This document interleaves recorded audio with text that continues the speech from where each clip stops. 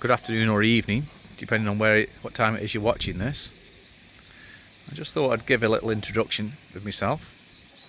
My name's Daz, I'm from Stoke-on-Trent, and this is the koi pond I built last year.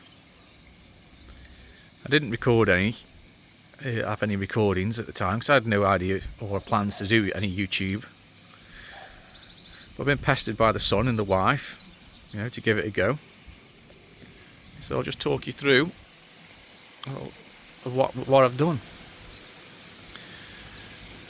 So we're about 2,700 gallon. Yeah, we're fed by Burton's BD 300 combi drum, which is just in there. We've got a return there, which is 12 inches below the surface. Another one on the back wall there. And then we return around about 7,000 litres through those returns. And then we've got about 15,000 coming back through the shower. Split off with two different pumps. The shower runs from the clean side of the drum. And the underwater returns is returning from the 100 litres of K1. Now when I built this, I did make some mistakes, and I'll tell you the mistakes I made along the way. So hopefully, if you're watching this, and you've got any plans to build a pond similar to this, then you won't make the same mistakes as me. So the first mistake I made was in here with the drum. What I didn't do, as you'll see from the pictures, I'll overlay some pictures.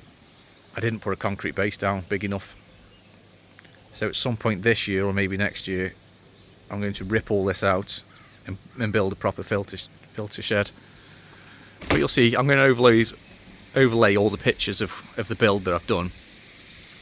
I'm new to this YouTube, so you have to be patient with me. But yeah, mistake number 2 was this skimmer line here. Originally, it was fed by a 2-inch feed directly into the drum, and I wasn't getting any pull on it, next to nothing. So what I ended up doing is, as you can see there, I've put an easy pod directly onto the skimmer line. So you can see we are getting a better pull now. It's still not fantastic. It doesn't pull from all over, but it's better than nothing.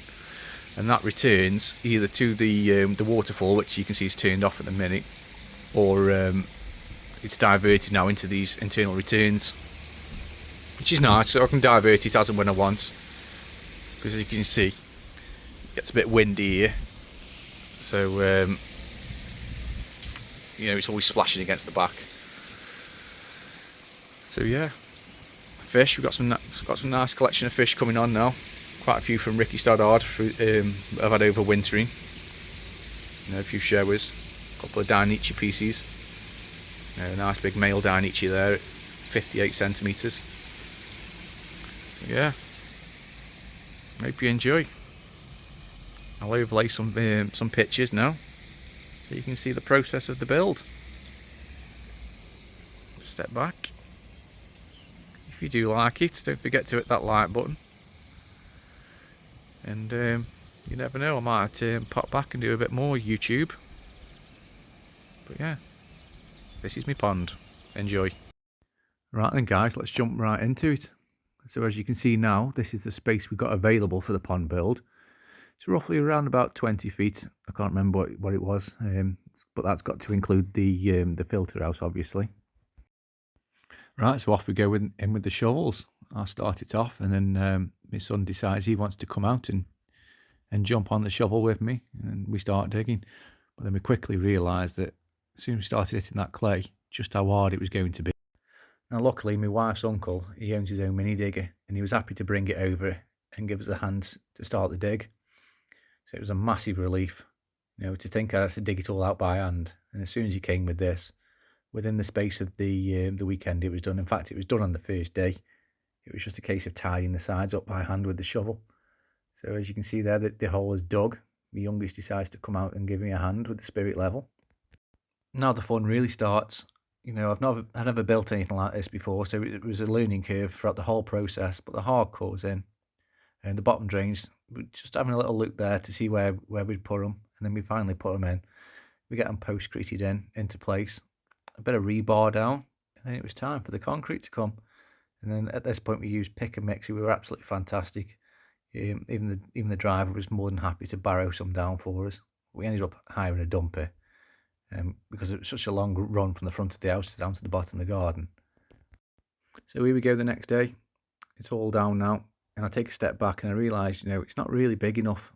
So I decided to dig out another channel, fill it full of hardcore and put some concrete in. And I'm so glad I did, because the internal size at the minute is only about 7.5 foot. And it would have been, 6 foot if I wouldn't have dug that channel out. This is the first day of laying the block work, but the rain stopped play at this point. So we come to the Sunday and it's dried off now. The weather's dried off, it stopped raining.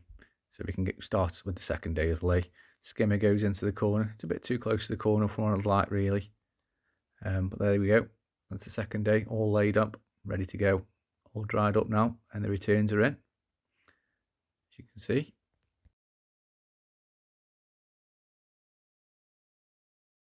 Now this is where I made my first proper error.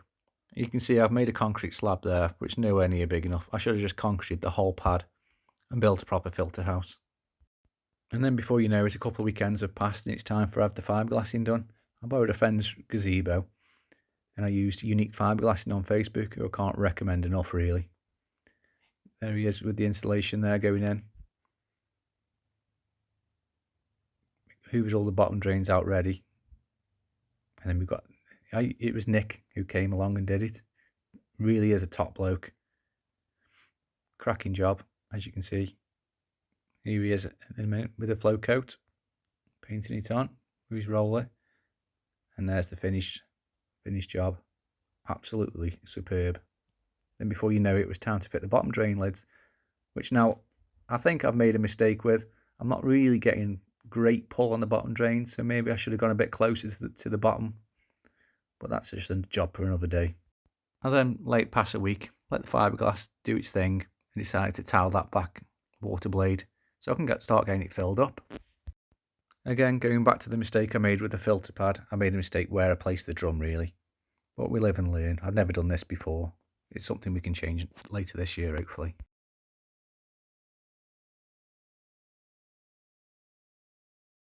Now, I've never tiled anything in my life, so this was all a massive learning curve for me. So we started with the tiling, and I don't think it turned out to be such a bad job, really, considering I've never done anything like this before. But it's amazing what you can learn off YouTube. But here's the finished article from the tiling.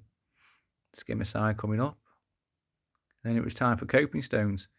Now, I recently had all the patio porcelained and we had some left over, so I decided to cut them up and use them as coping stones. I think it turned out quite well, really. Here we go. And then next up was time for a pergola. I didn't build this myself. I used a family member, JS Construction. They're on Facebook also. He came, great with the woodwork, did all the woodwork for me. Absolutely fantastic.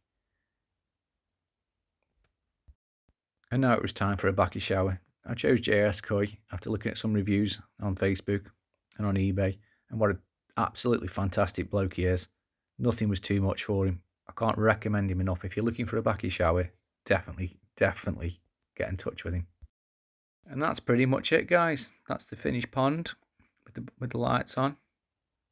And here we are in the daytime. Hope you've enjoyed the video. Cheers. And that's it, guys. Hope you've enjoyed it. Later this year we will be putting a path in around this pond, hopefully, money permitting. I'll also be putting an air source heat pump on, because we didn't have a great winter, so if I can eat it and we can get a bit of growth on them throughout the winter, it'll be ideal for me. Nice little Mona Lisa shower there. And if it takes off, we'll document the new filter house build. Ignore the toothbrush. I'll tell the youngest I brushed the fish's teeth, but it's actually just for the drum screen.